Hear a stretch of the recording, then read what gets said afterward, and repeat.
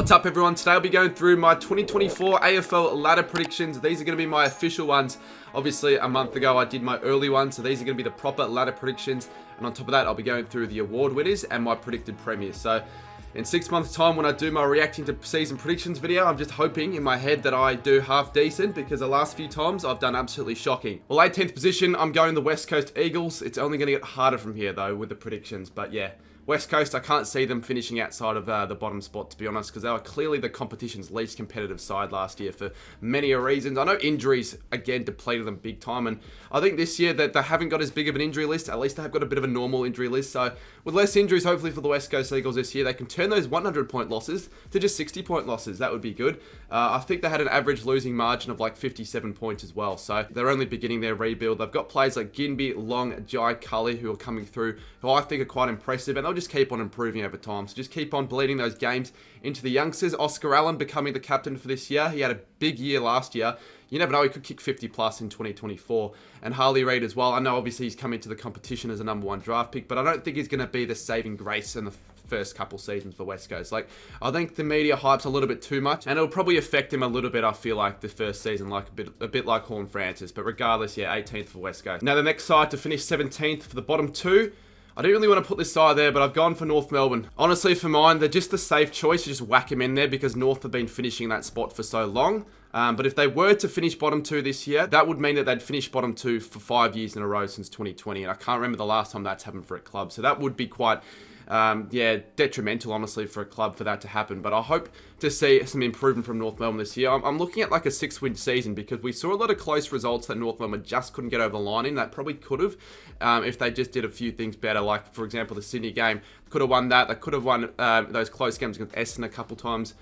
St Kilda as well, and I think there was a West Coast game in there as well. So a few of those results, I think 6 games could be realistic if they've got a full season under Clarko. You know, North Melbourne's list is very talented. They're just extremely young. I think they've got one of the obviously the youngest list is in the competition, one of the youngest, and their midfield, I reckon in 3 or 4 years, you know, just come back to North Melbourne and they'll probably have the best midfield in the comp. Defense is probably the worst in the competition. They got rid of Mackay now, and Taron Thomas isn't playing this season, so they've just got such a weak defense, and I just expect him to get smashed in a lot more times. But I hope for North Melbourne's sake that they can improve, because I want to see him improve, but I just can't see him finishing outside the bottom two without genuine signs, and I haven't seen enough signs for myself, to be honest with you. Now the side I have finishing in 16th, I've got the Richmond Tigers. I think the Tigers, for a lot of people, are one of those teams expected to fall by quite a bit this season. Richmond, obviously, they're losing all their premiership star quality plays. They're starting to retire and age and become a stage where they've got to look into their future and the rebuild and all that, because, you know, even their best players at the moment, I think half of them are probably going to retire in a few years. You've got, obviously, Lynch, Martin,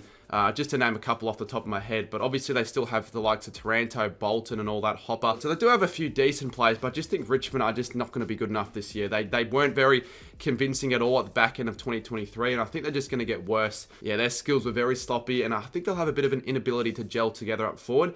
I'm not too sure about Jacob Kazitsky and a few of their other recruits as well. So I think, Richmond are going to regress before they get back to the top, and I don't really see them escaping the bottom 4 this season. Now the side I have rounding at the bottom 4 in 15th position, I've put the Bombers. They dipped a little bit from my early ladder predictions. I think they were a little bit higher, but yeah, realistically for Essendon, I can't really see much improvement out of them this year. I think they're going to probably be, if not worse this season, to be honest with you. They had one of the most disappointing finishes to a season last year, not just from any side that year, but just that I can think of in the last 5 years. Obviously those big losses against GWS and Collingwood in the last couple rounds, and also the fact that they only just escaped against the terrible sides like West Coast and North. It shows that they really can't be trusted if that's the ability of football that they're capable of playing. They have had a good trade period and a bit of a decent off-season, bringing in the likes of Jade Gresham, Dersma, Goldstein, Mackay. Mackay will help their defensive stocks by quite a bit. Not too sure about the other ones, like Goldstein, I don't think he's going to do heaps. Gresham looked a bit average at the match sim games, to be honest. And Dersma, he looks alright, but I just don't think it's going to be enough for us, and I think other sides around the Bombers will improve quicker. And I'll talk about the match sim game one more time as well. I know it was just a match sim game, and it shouldn't be taken very seriously, but they looked extremely sloppy, not going to lie. Like, I feel like to lose by 66 points in the way they did is a bit too much to just ignore in terms of concerns. So I don't know. I'm not sure about Essendon. Maybe that's just a bluff in the pan and they can start the season off really strongly this year, but I just think Essendon, there's nothing heaps to be excited about this season. Now, the side that I reckon will escape at the bottom 4 position to put in 14th spot, I've got Freo. I think Freo will just finish outside the bottom 4. I know a lot of people are also having them finishing in that bottom 4 position, but I'm looking at their list again, and I feel like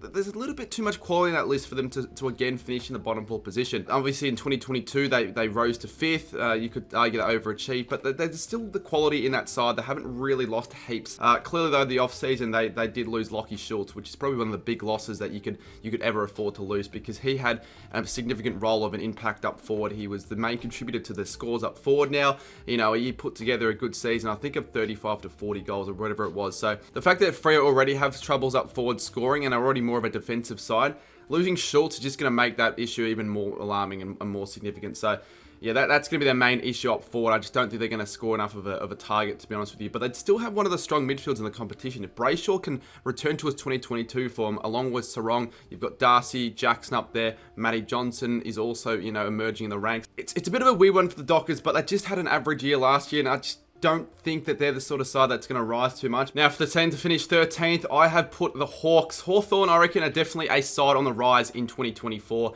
But I do have them dropping a couple of spots from where I originally had them, because I think we were a little bit too quickly overhyping them based on their finish to last year. Like, obviously, Hawthorn last year finished 16th, but were weirdly enough not really considered a 16th ranked side, because after the midway point of the season, they started to turn their season around quite a bit and actually look quite impressive in a lot of their games, beating some top 8 sides, St Kilda, and the 2 grand finalists in Brisbane and Collingwood. So you can definitely see that Hawthorn have the quality in them to actually take it up to the best. But I still think right now they're not a finals quality side yet. They're not ready. I don't think. Maybe take one more year. I think they're still going to be a side that'll compete mid-table, probably get the 10 wins. But I still think you're definitely going to see linear progression from the Hawks. You got Moore, Day, Newcomb, Lewis getting better, and obviously they've boosted their forward line with a big off-season in the trade period, and obviously Nick Watson in the draft. But you know, they've got themselves Ginnivan, Chol, Gunson's back. So they're going to be a more exciting side, hopefully scoring more up forward as well for the Hawks. The only issue, obviously, early on, we all know that Hawthorn have quite a few injuries, particularly down in defence with Jaff, Day, Brand, to name a few. So it's not going to be easy for Hawthorn to start. I think they're going to have a bit of a slow start because of their fixtures a bit difficult as well for some reason. I don't know why it's so difficult. I think around 9 to 10 wins is a good achievement for Hawthorn, and definitely possible given what we've seen from last year. Now, in 12th position, this is probably the biggest call so far in terms of a big slider, and it's becoming quite a bit of a popular call, and that is for Melbourne to finish in 12th position. A lot of people are seeing the D's sliding big in 2024, and I have them sliding out of the 8, but not just that, but finishing in 12th. The D's are still a premiership quality list at their best. Like, they've still got players like Gawn, Petrarca, Viney in the midfield, but just because that's the case doesn't mean they're going to necessarily click. We all know Melbourne have had lots of issues this offseason so far, with the whole Joel Smith controversy, the Clayton Oliver issues off the field, that we don't know when he's actually going to be coming to play. He might be, you know, opening round 1, but he still doesn't seem fully match fit. Recently, Brayshaw's retired as well. He's a key pivotal, you know, part of that Melbourne team in the midfield. So I just feel like Melbourne as well, the fact that they came off 2 consecutive straight sets defeats, it's just going to play in their heads, and that they were just way too focused on the off-the-ball stuff as well. There's always a team like in the top 4 that just dips out the 8. And for me, Melbourne seems the most likely. I mean, Grundy's obviously not at the club anymore, but it could be a bit of an issue if Gawn, you know, has an injury, which I predict might happen. He's getting a bit older, so he's more prone to injury. So if he gets injured at some stage, it could very much derail the D's season. And looking at the D's fixture, they start their season off pretty difficult with a very tough first 6 games. So I can see him very much only winning, you know, 2 or even less than that, which would make playing catch-up seem very difficult. Now, the side I think that'll finish 11th in 2024 is the Geelong Football Club. The Cats are a very interesting side, I feel like, leading into this season. I mean, they obviously dropped out of finals for the first time in quite some time last year, but they haven't done it consecutively since 2002 and 2003. So I am predicting them to break that streak and missing finals in consecutive years. But the thing about the Geelong Cats is they're always ultra consistent. So I can definitely see them, if they get their cards right, making finals again, particularly if their injuries you know, next to nothing. But I still think even without injuries, their issue the Cats have right now is their midfield. I think it's like a bottom 3 or 4 midfield in the competition at the moment. You know, all of their star midfielders have, you know, sort of gone past them. There's no Isaac Smith, obviously Selwood. Having a weak midfield doesn't help, and it cost them in a few games last year. The fact that Guthrie, who they didn't have for a lot of 2023, and they probably do need, is out for probably the first 8 or 9 weeks of the season, just makes things even more difficult for the Cats. They will probably start regressing in future years, but they're not going to be great. They're just sort of going to be that average side that I think, as Geelong normally do, beat up the poor sides by quite some bit. I wouldn't be surprised if the Cats, like I said in my last video, have like the 4th, 5th best percentage in the league, but finish like 12th. Now we're getting close to the top 8. We move to 10th position, and the side that I have in 10th are the Western Bulldogs. Unfortunately, this side is just not getting the most out of a really strong list. Still a pretty strong midfield. I know obviously Bailey Smith is out with the ACL, which is probably going to affect them a little bit. I just feel like for the Dogs, you just never know with them. They're sort of like a safe bet to finish either from like the 6th position to the 13th position. It's always like that position. So that's where I see the range probably for the Dogs. And the longer they wait, the more likely they are to drop. And if they don't make finals this year or really win a final, I don't know if Luke Beveridge deserves to still be coaching them, because it doesn't seem like he's getting the best out of their players. I mean, in parts of 2023, the Dogs looked like that side that could have possibly cracked in the top 4. They were playing top 4 quality footy, and they banked, 4 or so wins in a row and quite convincingly. But then at other times, like the end of last year's season, they look like a bottom 4 quality side. Like, I don't know how they managed to lose against West Coast when a final spot was on the line. Again, with the Dogs, they got to stop relying so much on Marcus Bontempelli. He cannot carry them to a premiership or final series if the other players don't do their role as well. And I think the Dogs just have too many passengers. I think still their defense is a little bit weak. They've got Caulfield into the club, which I think he's got potential. He could be a really good pickup, but it's just not going to be enough, I don't think, for the Dogs. Now, the unlucky side to miss out in 9th position, it's a side that played finals in 2024. I've got Port Adelaide. They're a side, in my opinion, that can never really fully be trusted leading into a year. Despite the fact that they looked so good last year, recording 13 wins in a row and obviously finishing top 4. But, it's not going to be repeated again this year. I don't think Port Adelaide are going to go on a massive winning streak like that. And then I feel like we saw, in a way, what you could argue the real Port Adelaide. They lost 4 in a row after winning 13 in a row and had a very terrible final series where they looked very uncompetitive against the Giants and the Lions, particularly defensively, they just didn't really try. It just seemed like they just didn't care about manning up. Obviously, they still got an absolutely terrific midfield, a young midfield that is probably top 3 quality and definitely could still be good enough to bring him into the top 4 again. But what I reckon will happen with the Power, they'll start off strong. They might be in the top 4 in the first half of the year, but then they'll just fade out. They'll lose games. Hinkley will feel satisfied, particularly with the contract extension, and then it's all just going to go to crap for the Power. That's what I reckon. With the bottom 10 finished, and now we get into the fun stuff, the top 8. And this side will be making finals 8th position for the first time in history. I reckon the Gold Coast Suns are going to be making finals in 2024. Quite a strong reason why I think Gold Coast can make finals this year is because of their fixture and their start to the year. They have an extremely beneficial start to the year, with, I reckon, 8 winnable games in the first 10. Early games that they play at Heritage Bank Stadium, which I think they're starting to become really, quality there. And I think they can almost start to become and make it a bit of a fortress. Now, obviously, with Gold Coast, it's a bit of a risk having them in the 8 because there's no real guarantee with them. Last year I thought they could have made finals and they were really disappointing. But I think this year, Gold Coast, another year under the banks of players like Anderson, Rowell and all that. And the fact that they've now got Damien Hardwick, who's obviously one of the best coaches. Hardwick will make the Suns much more difficult side to play against. Despite it being his first year, doesn't mean that he can't do anything in the first year. It could still happen. On top of all the academy picks they picked up coming through as well. So the Suns realistically in a few years should be like a top 4 side when you think about it. I expect them to fade late like Port Adelaide, but I think they'll do enough to stay in the 8. They've got a few winnable games throughout the year after round 10, and I think they'll be one of the big rides in 2024, and I really hope to see it. It'd be great for the competition if the Gold Coast Suns could finally make the finals for the first time in their 13-year history. In 7th spot, I have put in my team, the St Kilda Saints. I reckon the Saints should be aiming and playing finals footy again in 2024. Now, I wasn't so confident on the Saints, particularly at the end of last season. Even though we did make finals, it was a bit of an underwhelming finish to the year. A lot of people were saying that we didn't deserve finals, we overachieved, the Saints are going to be the big fallers. I really do think the Saints have at least a top 5 young core list in the competition. We've got so many promising youngsters that we've actually brought up for the first time that I feel like forever for the Saints, because they just don't seem to draft well. But we've got obviously Owens, Winhager, Philippou, Nasai, Wangley, Malera. They're all just going to continue to get better and going to be stars, I reckon. Owens and Nasai could genuinely be possible All-Australian smokies if they have a really good season again. They've got a lot of speed as well with Hill, Naz, Liam Henry, Riley Bonham. We brought them into the side and they look really good in the matchroom games. I think they can gel really well. And remember, Max King and Tim Membry. They barely played much last year. I think Membry played like maybe 5 or 6 games. He just never really got right. Max King played 10 games and got injured. He still kicked 28, 29 goals. So with those two back after interrupted seasons, Max King, I think he's set for a massive season. And I think it should make St Kilda one of the more dangerous 4 lines, I reckon, genuinely. Because you got King, Membry, Higgins, Butler. You've actually got a half-decent 4 line when you really think about it. You can make the argument that I'm overrating the Saints a little bit, but think about it. I'm not the only creator to have him in this position. A few others have him even higher. UCAT, Caden, true footy. I think 7th is fine for the Saints. They could rise higher. I think the Saints should make finals this season, and I'm pretty optimistic about it. Now, next up, we've got 6th position, and I've got the Sydney Swans. Sydney should definitely play finals in 2024. I know they had a disastrous 2023, and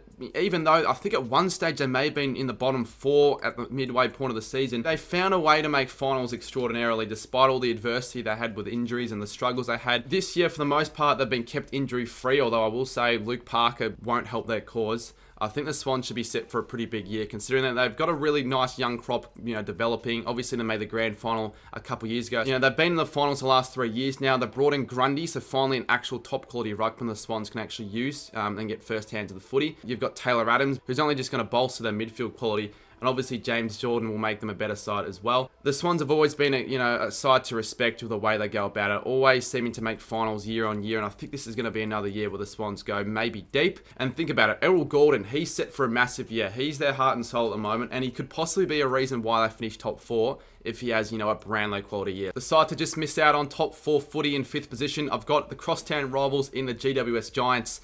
One of the biggest stories of the 2023 season, 100%. Obviously, all expect him to finish bottom 4. I had him finishing 17th. They started the season okay, but was still bottom 4 like after around 10 or 11. And then they found a way to win like 8 or 9 in a row in every single stadium across the country. Not only did they make finals, it took them until the final round to make finals, and they were only 1 kick away from making a grand final, and they probably could have won it if they ended up making it. With what we saw last year, they're too good of a side with how good they can play to not make finals again this season, and if they can start strong, unlike last year, then it'll allow them to not have to rely on such a ridiculous winning streak to finish the season, to just make the 8. Obviously, you got Whitfield, Green, Cornelia in the midfield that are sort of back to their best. Obviously, Tom Green could be a chance for Brownlow.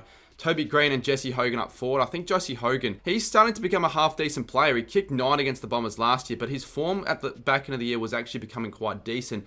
And then they probably have one, I'd say, top 3 defense in the league, 100%. The final series and just their last 10 games of the year, they were really difficult to score against. One of the most difficult teams to score against. They've got the best defender in the league in Sam Taylor, and Connor Iden, who is definitely an all-Australian smoky. That Orange Tsunami under, Adam Kingsley, that's a scary proposition, and I don't think the Giants are going to drop out the 8. If anything, they're a better chance of making a grand final than finishing lower than 8th, to be completely honest. All right, let's crack into my top 4. In 4th spot, I've got Carlton, the Blues. Their expectations certainly will be top 4 footy this season after what we saw last year. And I think it should happen because, let's be real, how good were they in the back end of 2023? They've got one of the strongest lists in the competition. They've got, one of the best defenders in Jacob Wiedering, 2 Coleman medalists in Curnow and Mackay. Curnow obviously going back to back.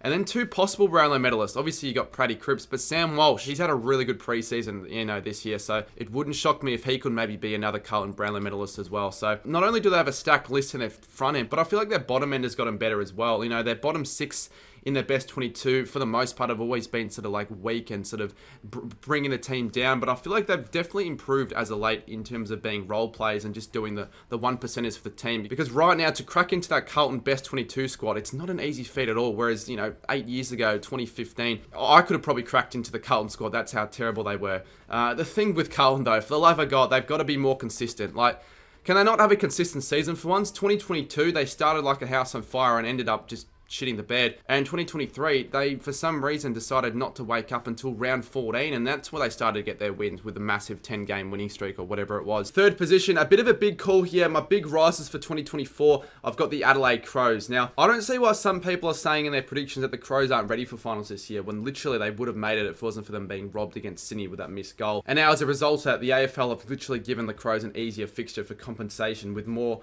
big home games at the marquee primetime slots against the big top teams, the good teams. So they're going to be on the improve realistically. They think they won 9 home games last year at the Adelaide Oval, maybe 10. I think they're set for at least 10 again this year if they can make that a real fortress, one of the toughest teams now to play against at their home bases. And, if they can convert some of those close losses that they had last year into wins, they almost beat the Lions, Collingwood and Melbourne, all top 4 sides away.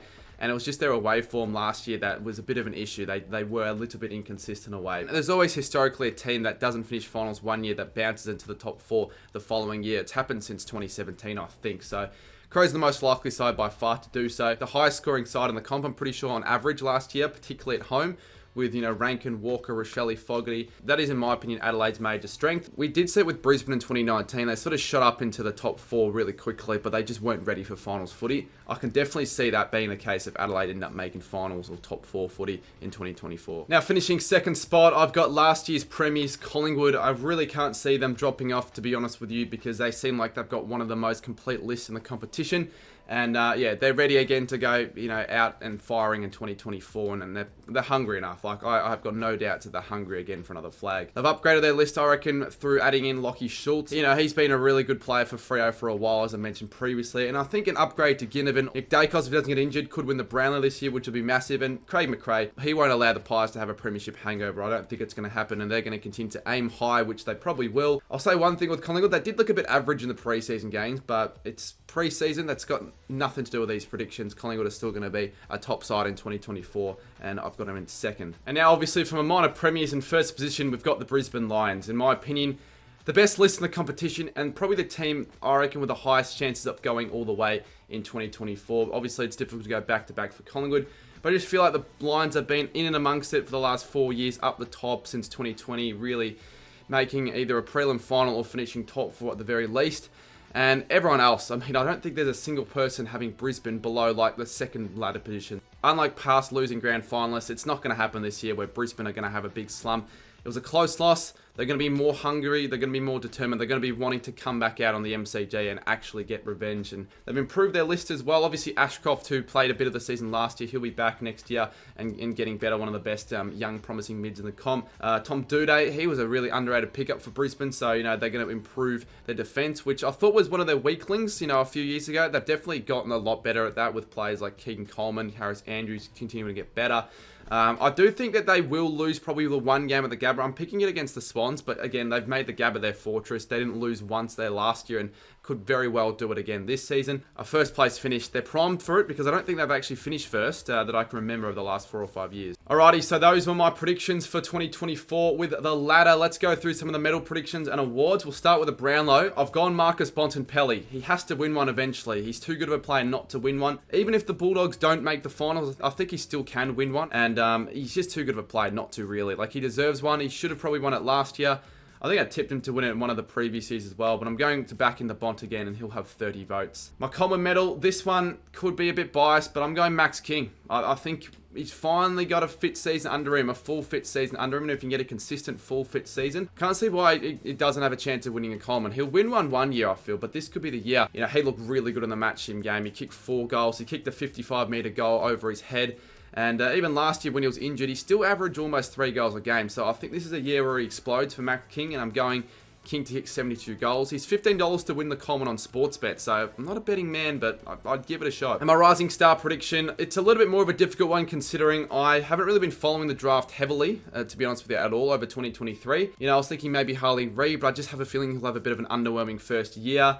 I could easily go George Ward, though. He's probably the next best in line, or Colby McKercher for North Melbourne. But I've decided to go something a little bit different because I never really mix things up for the Rising Star. We're going Daniel Curtin from Adelaide. He is a key defender for the Crows, a stock that the Crows probably need someone to fill in the void. And I think he's going to get quite a few games for Adelaide, I'm assuming, as well. So game time will help. He's versatile, but I feel like going something a little bit different because if it does end up happening, it'll make my prediction look a whole lot better. And my prediction for the grand final, I'm going the Brisbane Lions to win the grand final against Collingwood. We're going the reverse grand final, and they won by 4 points, the Pies, last year, so we're going Brisbane to win by 4 points. It's sort of like the 05-06, just reverse it around, and Brisbane win the flag in 2024 by 4 points. Well, there we have it, everyone. Those were my ladder predictions and award predictions for season 2024. We've got a massive year ahead of us for 2024. Obviously, people are going to be pissed off with the predictions I've put out because no one can be pleased with the season predictions. So, drop them down below. I can handle criticism, that's okay, but if you want to as well, drop down your predictions. Which ones do you think I got wrong? But at the end of the day, no one is going to have a single clue what might happen. Freo could finish top 2 for all we know. It just, anything could happen. If you're new to the channel, subscribing will be massive as, we're pumping out the AFL content as much as we can. Leave a like, and we'll see you very soon for some more content very shortly.